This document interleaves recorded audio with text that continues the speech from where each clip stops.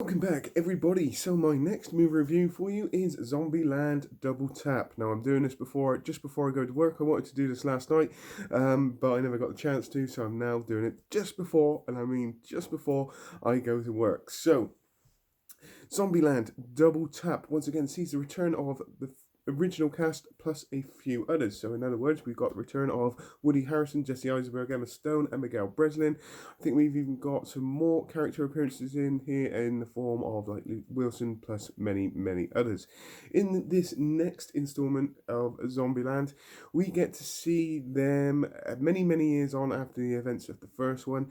They've basically moved into the White House, and you can see that they have bonded, but yet there are tensions building in this movie. In other words, if you're in a zombie apocalypse, there's four of you. There isn't a lot of other kind of interaction with any other humans because they are actually zombies, and tensions are starting to rise. We get to see the relationship between Jesse Eisenberg's character and Emma Stone's character in it to the point where he wants to marry him, which basically kind of pushes her away, but there is that kind of claustrophobic kind of thing starting to appear here.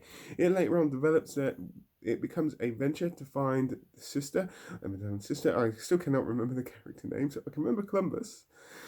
And anyway, it doesn't make a difference, but to find them because she is basically grown older and she wants to be hanging around more people her own age. It then becomes an adventure while still trying to face a kind of new breed of zombie in here, which they have named. I think it's the Homer, the Ninja, and the T800 kind of zombie. It's a very added touch, very good added touch. There are things that are slightly different in this movie.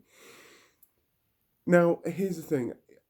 I love the first movie, and I watched it the other day, and it reminded me exactly how much I love this movie. I do not hate this movie in any way, shape, or form. I do find this a very entertaining watch.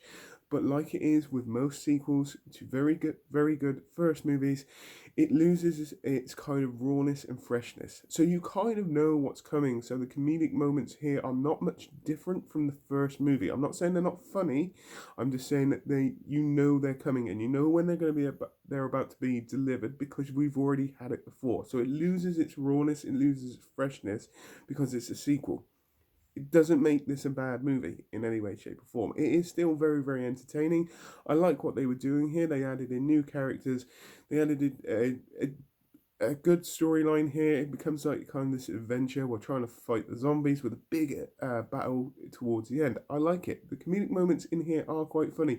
There are some moments where I didn't laugh in this.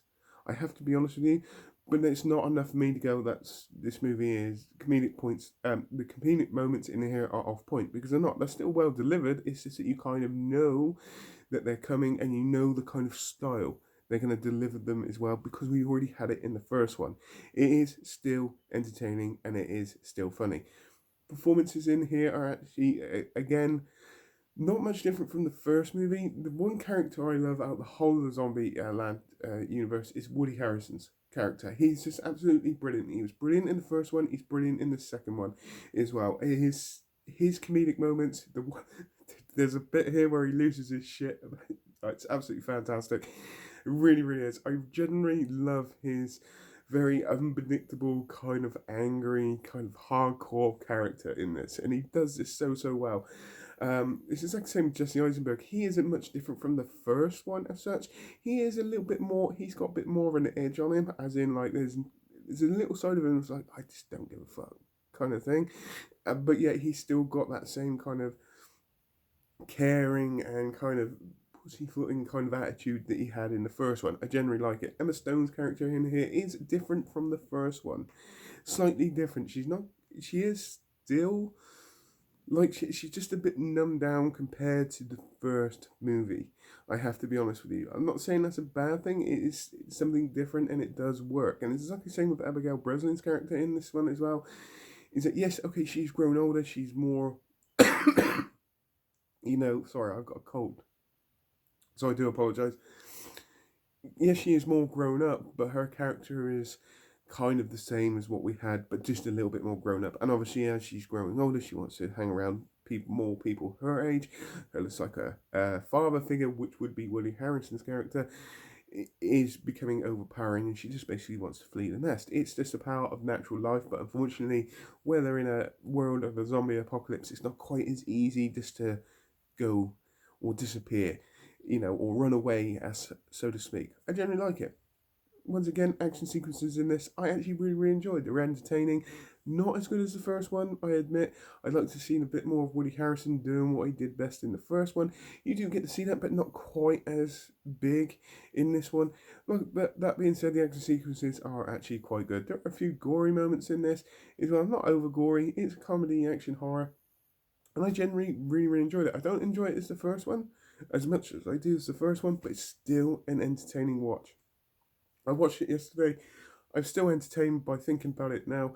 I admit the first one is the better movie for me, but that being said, it didn't disappoint me either. It's just good, short, sharp entertainment. It's only about an hour and 40 minutes long. What else do you need? It's good. It wasn't overdone, it wasn't overstretched. If it was more of a 2 hour movie, there would be boring moments in here and they would have overdone this. It's a perfect runtime, perfect action sequences. Comedic moments, okay, fair enough. They're not as good as the first one, but they're still enjoyable. Performances in here, again, fantastic. My most favourite performance is Woody Harrelson. I would like it if they were to do a third one, and I'm hoping they did because they gave you a little bit of tease. Because just from the iceberg goes, well, until the next time, I think he says. So I'm hoping they do a third one, and I hope they all go out, and it's the last one as well, because it is worthy of a third movie. So if I was to rate this, I would give this a strong 9 out of 10. And I'm still giving it a 9 out of 10 strictly because it's still entertaining. Yes, okay, it doesn't have the feel of the first one. It's still entertaining. Some of the comedic moments were slightly off point a little bit, and not as funny as the first one. I'd like to have seen a bit more of Woody Harrelson just kicking a bit more ass and all that kind of stuff. But generally, as a whole, it's an entertaining watch, and I do highly recommend this. So on that note, please tell me what you think. Put it in the comments down below as normal. I hope you all have a great rest of the day, whatever you're doing. Please take care, and goodbye.